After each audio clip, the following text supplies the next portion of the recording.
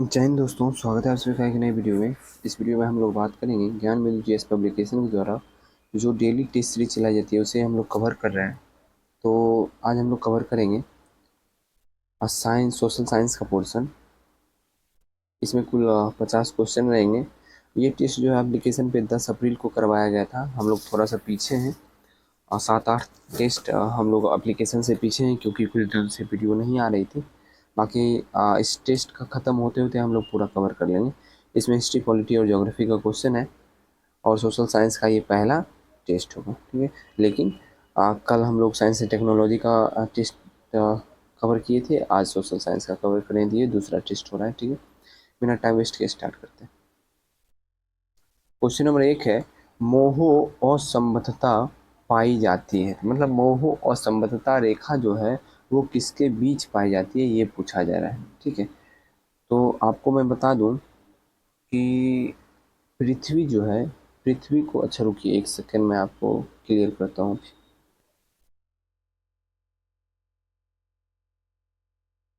हाँ, इस चीज़ को आप लोग ध्यान से देखिएगा। पृथ्वी जो है उसे 3 भागों में बांटा गया। पृथ्वी को 3 भागों में बांटा गया। इसमें से पहला भाग आपका हो जाएगा क्रस्ट, दूसरा हो जाएगा मेंटल और तीसरा कोर। फिर और जान लीजिए कि क्रस्ट को हिंदी में भूपृष्ठ कहते हैं, मेंटल को हिंदी में भूपरिवार कहते हैं और कोर को हिंदी में भूकेंद्र कहते हैं, ठीक है। तो इसमें क्रस्ट जो है, क्रस्ट को फिर से 2 भाग में बांटा गया है, मेंटल को 2 भाग में बांटा गया और कोर को भी 2 भाग में बांटा गया। क्रस्ट को जो 2 भाग में बांटा गया उसमें एक ऊपरी भाग को कहते हैं ऊपरी भूपृष्ठ, निचले भाग को कहते हैं निचले भूपृष्ठ। कोर को 2 भाग में बांटा गया, ऊपरी भूपरिवार, निचली भूपरिवार।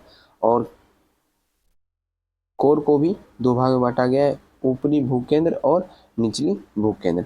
इसे जो है कुल 6 भाग में बांटा गया। तो उसी में पूछा गया है कि मोह और समबद्धता रेखा जो है वो किनके मध्य है। तो आप देख सकते हैं ऊपरी भूपृष्ठ और निचली भूपृष्ठ के बीच में कौन सी रेखा है, कॉनरॉड और समबद्धता रेखा एवं ऊपरी मेंटल, ठीक है। निचली भूपट्टी होना चाहिए, निचली भूपट्टी एवं ऊपरी मेंटल के मध्य। चलिए आगे बढ़ते हैं। क्वेश्चन नंबर 2 है, ग्रेट बैरियर रीफ है। तो ग्रेट बैरियर रीफ जो है वो है ऑस्ट्रेलिया के निकट एक प्रवाल भित्ति। क्या है, ऑस्ट्रेलिया के निकट एक प्रवाल भित्ति। और ग्रेट बैरियर रीफ ही जो है वो विश्व का सबसे बड़ा प्रवाल भित्ति है, ठीक। नेक्स्ट, सूर्य ग्रहण कब होता है। तो सूर्य देखिए, सूर्य यानी सूर्य जो है आप लोग को पता होगा कि सौर मंडल का मुखिया कौन है, सूर्य है, ठीक है।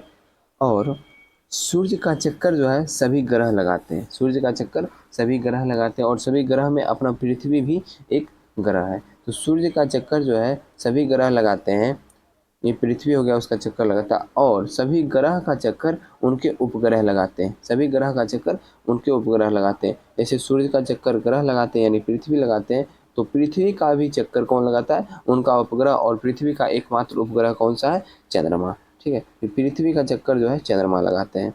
इसी दौरान जब चक्कर लगाते हैं, चक्कर लगाते लगाते लगाते लगाते बीच में जो है एक बार चंद्रमा आ जाता है, सूर्य और पृथ्वी के बीच में जो है चंद्रमा आ जाता है और सूर्य का सिर्फ साइड वाला भाग दिखाई देता है, बाकी सारा भाग ढक जाता है, जिसकी वजह से पृथ्वी पे प्रकाश की कमी हो जाती है, ठीक है।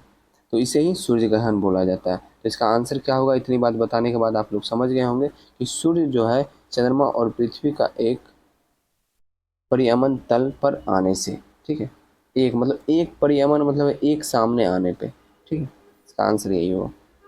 नेक्स्ट, मलक्का जल संयोजी में आने जाने की सुविधाएं हैं। तो मलक्का जल संयोजी बोलिए या जल संधि बोलिए, में आने जाने की सुविधाएं हैं।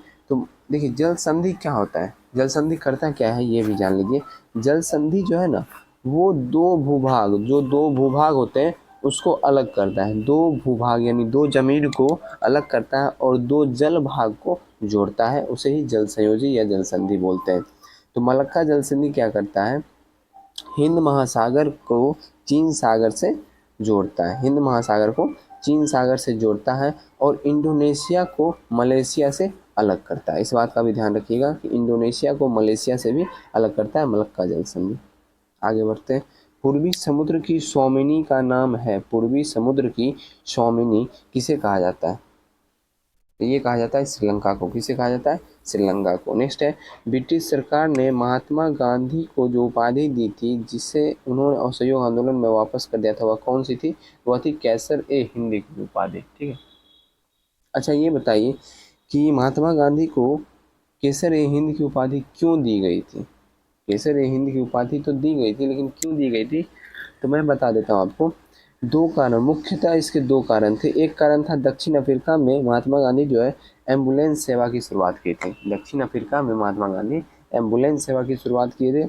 और दूसरा है कि 1914 से 18 के बीच में जो प्रथम विश्व युद्ध हुआ था उसमें भारतीय सेना के द्वारा ब्रिटिश को सहयोग किया गया, वो भी किसके कहने पे? महात्मा गांधी के कहने पे, जिसकी वजह से महात्मा गांधी को केसर ए हिंद की उपाधि दी गई थी। लेकिन जब असहयोग आंदोलन चल रहा था, उस दौरान जो है ब्रिटिश गवर्नर के द्वारा आंदोलनकारियों का दमन किया जाने लगा, मतलब उन्हें सताया जाने लगा जिससे कि वो आंदोलन छोड़ के चले जाए। तो जिसकी वजह से महात्मा गांधी जो है केसर ए हिंद की उपाधि लौटा दिए थे। आगे बढ़ते हैं। इनमें से किसने स्वराज पार्टी निर्माण करने के लिए कांग्रेस के अध्यक्ष पद से त्यागपत्र दे दिया था? तो इसमें से वो थे सी आर दास। सी आर दास जो है स्वराज पार्टी का निर्माण करने के लिए कांग्रेस के अध्यक्ष पद से त्यागपत्र दे दिए थे। नेक्स्ट है, लाला लाजपत राय घायल हुए थे कब? तो साइमन कमीशन के विरोध में जो है वो, साइमन कमीशन के विरोध में हुए लाठीचार्ज में लाला लाजपत राय घायल हुए थे। ठीक है। और आपको मैं बता दूं कि साइमन कमीशन का गठन जो हुआ था वो लंदन में हुआ था, और कब हुआ था? 8 नवंबर 1927 को हुआ था। 8 नवंबर 1927 को हुआ था, और 1928 को साइमन कमीशन भारत आया था। नेक्स्ट है, निम्न में से सबसे पहले कौन सी घटना घटी है? तो मैं आपको बता दूं कि दांडी मार्च जो हुआ था 12 मार्च 1931 को हुआ था। कब हुआ था? 12 मार्च 1930, 1931 नहीं, 1930।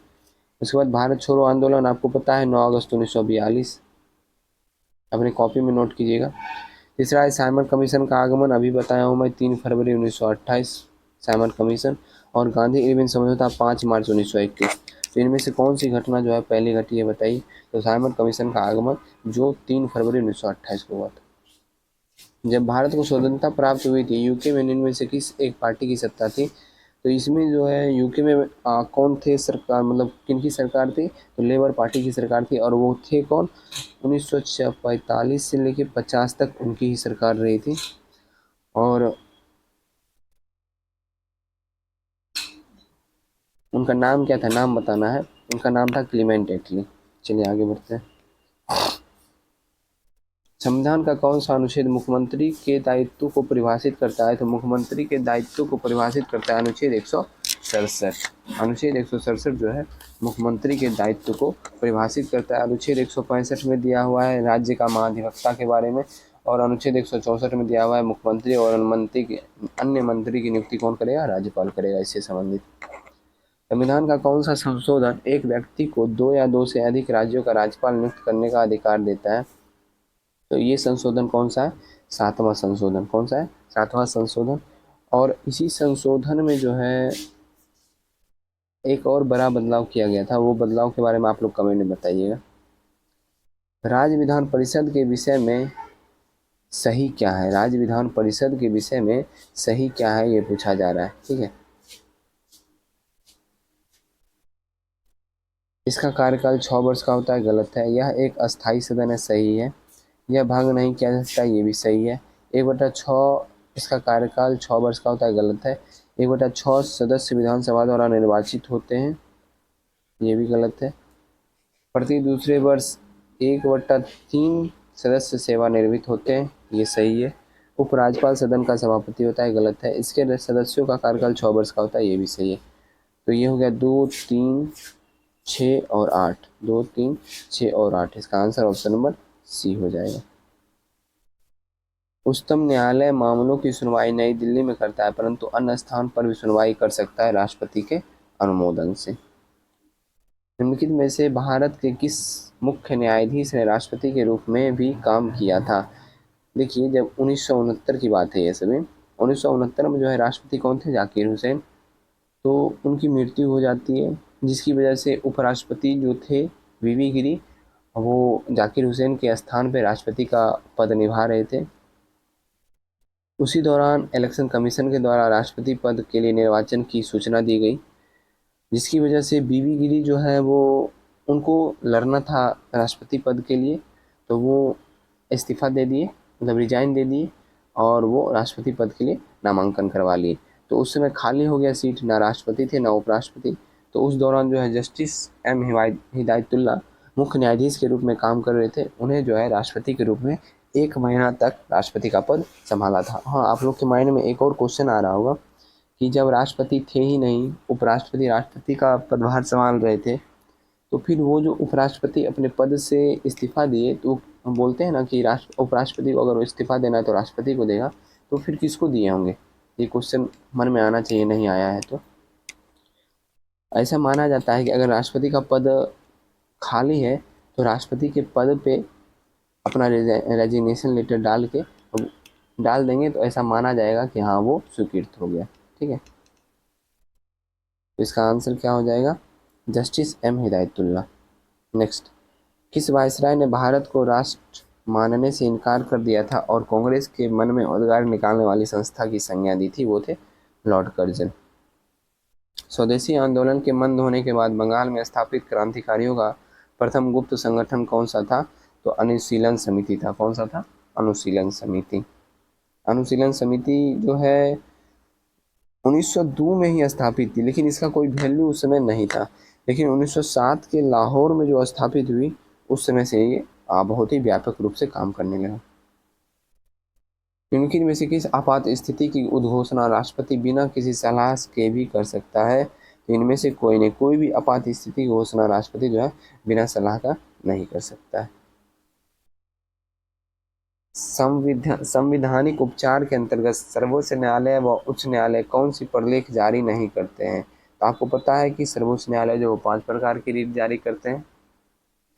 5 प्रकार की रीट जारी करते हैं अनुच्छेद 32 के तहत, और उच्च न्यायालय जो है अनुच्छेद 226 के तहत रीट जारी करता है। तो इनमें से कौन सा रीट जो है नहीं है? वो बंदी प्रत्यक्षीकरण, परमादेश, प्रतिषेध, लेकिन निषेधाज्ञा ये जो है रीट के अंतर्गत नहीं आता है। तो इसका आंसर हो जाएगा ऑप्शन नंबर बी। और कौन से दो बचे हैं? देखिए, एक तो हो गया बंदी प्रत्यक्षीकरण, दूसरा हो गया परमादेश, तीसरा हो गया प्रतिषेध, चौथा हो जाएगा उत्प्रेषण और पांचवा हो जाएगा अधिकार परीक्षा। नेक्स्ट है, भारत में नीचे दिए गए खाद्यान्नों का अनेक उत्पादन मिलियन टन में का सही अवरोही क्रम क्या होगा? सही अवरोही क्रम में देखिए, आपको पता है कि सबसे ज़्यादा चावल उगाया जाता है, फिर गेहूँ, उसके बाद फिर मोटा अनाज जैसे कि मक्का हो गया, ज्वार हो गया, उसके बाद दाल। इसका आंसर हो जाएगा ऑप्शन नंबर डी। नेपाल के पड़ोसी भारतीय राज्यों का युग्म है। तो नेपाल के पड़ोसी भारतीय राज्यों का युग्म में से इसमें हो जाएगा सिक्किम और बिहार। और इसे देखा जाए तो 5 राज्य जो है नेपाल से टच करते हैं। कौन कौन सा राज्य है, कमेंट में बताइए। निम्न कथनों में से कौन सा एक सही है? केवल राज्यसभा में ही ना कि लोकसभा में भी मनोनीत सदस्य हो सकते हैं। ये पॉइंट जो है वो केवल राज्यसभा में ही, ना कि, ये तो गलत है। राज्यसभा में अंग्ल भारतीय समुदाय के 2 सदस्यों को मनोनीत करने का संविधान में प्रावधान है। राज्यसभा में तो 12 है ना, ये भी गलत हो गया। नेक्स्ट है, किसी मनोनीत सदस्य की मंत्री पद के लिए नियुक्ति पर संवैधानीय वर्जना नहीं है। ये पॉइंट जो है वो सही है, बाकी गलत। 1756 ईस्वी में कलकत्ता पर नवाब सिराजुद्दौला द्वारा आक्रमण किए जाने का तत्कालिक कारण निम्नलिखित में से कौन सा था? तो तत्कालिक कारण देखिए, हुआ क्या था कि जब अलीवर्दी खां उस समय नवाब थे कलकत्ता के, तो अंग्रेज़ों के द्वारा जो है ना किलाबंदी करना शुरू कर दिया गया था। मतलब किलाबंदी करना चाहते थे अंग्रेज। तो अलीवर्दी खां बहुत ही योग्य राजा थे, शासक थे। तो उन्होंने बोला कि आप व्यापार करने के लिए आए हैं, तो आपको किलाबंदी करने की क्या आवश्यकता है? आपको अगर कोई प्रॉब्लम होगा तो हम यहाँ पे हैं, आपकी हेल्प की जाएगी, आपकी तरफ से आपको हम सुरक्षा देंगे। तो जिसकी वजह से अलीवर्दी खां जो है किलाबंदी करने नहीं दिए। फिर आगे जाके फिर से अंग्रेज़ों के द्वारा सिराजुद्दौला के समय में कोशिश किया गया किलाबंदी करने का, और फिर से युद्ध हो गई। युद्ध हुआ, उसके बाद युद्ध जीत गए, उसके बाद किलाबंदी किया गया। तो इसका मुख्य कारण जो है कलकत्ता की किलाबंदी को ध्वस्त करने से अंग्रेज़ों का इनकार करना। यही आंसर होगा। नेक्स्ट, निम्नलिखित में से कौन सा युग्म सही है? कौन सा युग्म सही है? हौज खास। तो हौज खास जो है अलाउद्दीन खिलजी के द्वारा मरवाया गया था, ये गलत हो गया। कुतुब मीनार आपको पता है कुतुबुद्दीन ऐबक के द्वारा। सीरी पोर्ट अलाउद्दीन खिलजी, ये सही है, ऑप्शन नंबर सी सही है। फिरोज शाह कोटला तुगलक के द्वारा, फिरोज शाह तुगलक के द्वारा बनवाया गया था, ये भी गलत। मगध के निम्न शासकों का सही कालक्रम क्या है? मगध के निम्न शासकों का सही कालक्रम क्या है? सिर्फ इनमें देखा जाए तो कौन सा वंश? हर्यक वंश, फिर शिशुनाग वंश, फिर नंद वंश, इस प्रकार से आया था। तो इस प्रकार से इसका आंसर हो जाएगा सबसे फर्स्ट उदयन। उसके बाद फिर आ जाइए शिशुनाग वंश में, तो शिशुनाग वंश में हो जाएंगे आपके घनानंद और फिर कालाशोक, और फिर नहीं, रुकिए एक सेकेंड, शिशुनाग वंश में हो जाएंगे पहले शिशुनाग, 1 4 कालाशोक फिर घनानंद, 1 4 2 3, ऑप्शन नंबर सी। निम्नलिखित कथनों पर विचार कीजिए। लॉर्ड वेवेल के समय 1945 में शिमला समझौता हुआ था। लॉर्ड वेवेल के समय में 1945 ईस्वी में शिमला समझौता हुआ था, सही है। लॉर्ड लिथगो के कार्यकाल में 8 अगस्त 1940 को अगस्त प्रस्ताव लाया गया था, ये भी सही है, डेट याद रखिएगा 8 अगस्त 1940। लॉर्ड वेलिंगटन ने कांग्रेस के बम्बई अधिवेशन 1915 ईस्वी में हिस्सा लिया था, 1 2 और 3, तीनों सही है। पूना पैक्ट का परिणाम था कि दलित लोगों के लिए सीट सुरक्षित रखी गई, जबकि सामान्य चुनाव की सीटें कम कर दी गई, यानी घटा दी गई थी। निम्न कथनों पर विचार कीजिए। 42वें संविधान संशोधन 1976 द्वारा भारतीय नागरिक के लिए 10 मूल कर्तव्य संविधान में जोड़े गए, सही है। 86वां संविधान संशोधन 2001 द्वारा 11वां मूल कर्तव्य संविधान में जोड़ा गया। आप लोग कंफ्यूज होंगे, 2001 है, यहाँ पे 2002 होना चाहिए, लेकिन 2002 में ही बिल आया था, 2002 में पास हुआ था, जिसकी वजह से ये भी सही है, 1 और 2 दोनों सही है। नेक्स्ट, निम्नलिखित में से कौन सा कथन औसत्य है? कौन सा कथन औसत्य है, ये पूछा जा रहा है, चलिए और पढ़ते हैं, पता चल जाएगा। संविधान के अनुसार किसी राज्य की विधानसभा की सदस्य संख्या अधिक से अधिक 450 हो सकती है, बिल्कुल गलत है। तो औसत्य पूछ रहा था, ऑप्शन नंबर ए सही हो जाएगा। कम से कम 60 होगी और अधिक से अधिक 500 होगी, इसे ध्यान रखिएगा। चलिए, राज्य की विधानसभाओं की सदस्य संख्या का निर्धारण 1971 की जनगणना के आधार पर किया जाता है, सही है। राज्य विधानसभाओं में सबसे अधिक संख्या उत्तर प्रदेश की है, उत्तर प्रदेश के बाद दूसरा स्थान पश्चिम बंगाल की, ये भी सही है। पुडुचेरी तथा दिल्ली संघ राज्य क्षेत्र हेतु विधानसभा की व्याख्या की गई, ये भी सही है। इनमें से किसे भारत का झींगा राजधानी कहा जाता है? तो वो है नल्लौर, जो कि आंध्र प्रदेश में पड़ता है। झींगा यानी झींगा मछली, यहाँ पे झींगा मछली का अधिक उत्पादन होता है, जिसकी वजह से झींगा राजधानी कहा जाता है। ईस्ट वेस्ट कॉरिडोर किसे जोड़ता है? तो ईस्ट वेस्ट कॉरिडोर जो है पोरबंदर को सिलचर से जोड़ता है। किसको? पोरबंदर को सिलचर से जोड़ता है। नेक्स्ट है, निम्नलिखित युग्मों पर विचार कीजिए। निम्नलिखित युग्मों पर विचार करना, ठीक है, कर देते हैं विचार। इनमें से कौन सा सही है ये बताना है। रणथंभौर बाघ के लिए सही है, पेरियार हाथी के लिए सही है, मानस सिंह के लिए गलत है, गिर गेंडा के लिए गलत है, 1 और 2 सही है। नेक्स्ट, भारत का राष्ट्रपति किस प्रकार का प्रधान है? तो भारत का राष्ट्रपति जो है वो नाम मात्र और संवैधानिक प्रधान है, संवैधानिक और नाम मात्र प्रधान है। किन 2 स्थानों से हड़प्पा वासियों का चिकित्सा के प्रति विश्वास और खोपड़ी की राज्य चिकित्सा के प्रमाण प्राप्त हुए हैं? तो किन 2 स्थान है? तो वो 2 स्थान है लोथल और कालीबंगा। निम्नलिखित में से कौन सा सही सुमेलित नहीं है? तो सही सुमेलित नहीं ये पूछा जा रहा है।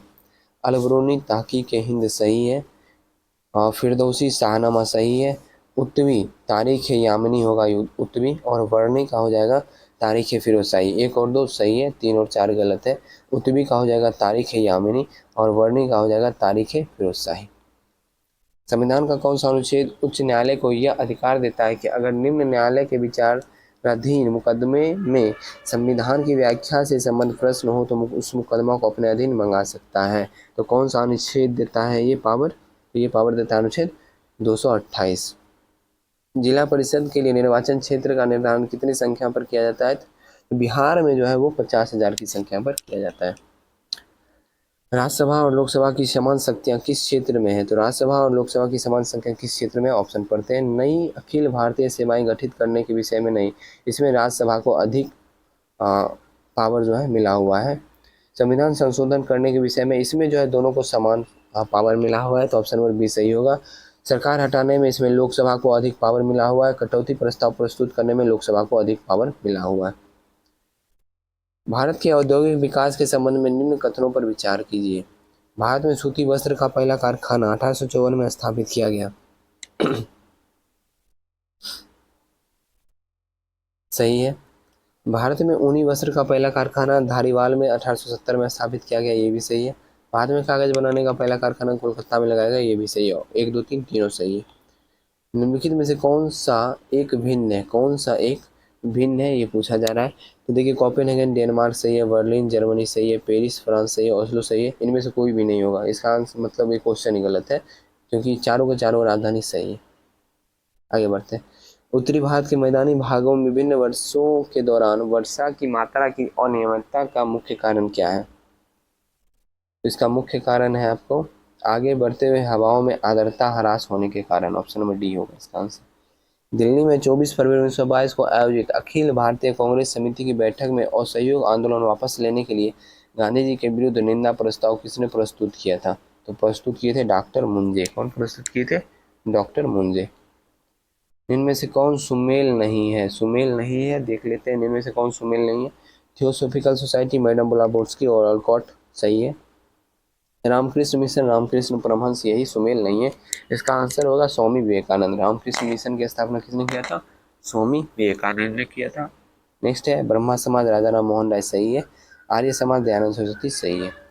दीन ए इलाही अकबर की मुक्ता का स्मारक था, बुद्धिमत्ता का नहीं। यह किसका कथन है? यह कथन है B.A. स्मिथ। B.A. स्मिथ एक राइटर थे, वो बोलते थे कि दीन ए इलाही जो है अकबर की मूर्खता है। हूणों का उल्लेख किस अभिलेख में है? तो हूणों का उल्लेख जो है स्कंदगुप्त के भीतरी स्तंभ लेख में। क्या संसद द्वारा पारित किसी धर्म विधेयक पर राष्ट्रपति अपनी अनुमति देने से इनकार कर सकता है? बिल्कुल नहीं कर सकता है, क्योंकि ये धन विधेयक है और धन विधेयक जो है राष्ट्रपति के पूर्व अनुमति पर ही संसद में पेश किया जाता है। तो इसका आंसर होगा नहीं। केंद्रीय सतर्कता आयोग के संदर्भ में कौन सा कथन असत्य है? कौन सा कथन असत्य है? केंद्रीय सतर्कता आयोग एक त्रिस्तरीय निकाय है, सही है। केंद्रीय सतर्कता आयोग के सदस्यों की कार्यावधि 4 वर्ष या 62 वर्ष की आयु तक होती है, यही गलत है, क्योंकि इनकी आयु जो है 4 वर्ष या 65 वर्ष की आयु तक होती है। तो इसका आंसर ऑप्शन नंबर बी हो जाएगा, क्योंकि गलत पूछ रहा है। नेक्स्ट है केंद्रीय सतर्कता आयोग के सदस्य का सर्वोच्च न्यायालय की सिफारिश पर हटाया जाता है, बिल्कुल सही है। केंद्रीय सतर्कता आयोग का मुख्यालय नई दिल्ली में है, ये भी सही है। भारत की अंतर्राष्ट्रीय सीमा की लंबाई के अनुसार निम्नलिखित देशों को अवरोही क्रम में सजाएं। अवरोही क्रम में इसे आप लोग सजाइएगा, बहुत ही आसान सा क्वेश्चन है। मतलब कि बांग्लादेश 496.7 किलोमीटर इसकी सीमा को मिलाना है, और किस देश का कितना सीमा है उस अनुसार इसे अवरोही क्रम में सजा के कमेंट में आंसर जरूर बताइएगा। स्विट्जरलैंड की सर्वाधिक महत्वपूर्ण पवन, स्विट्जरलैंड की सर्वाधिक महत्वपूर्ण पवन हो जाएगा फोन। नेक्स्ट है शिवाजी और बाजीराव प्रथम के बीच एक उभयनिष्ठ विशेषता थी।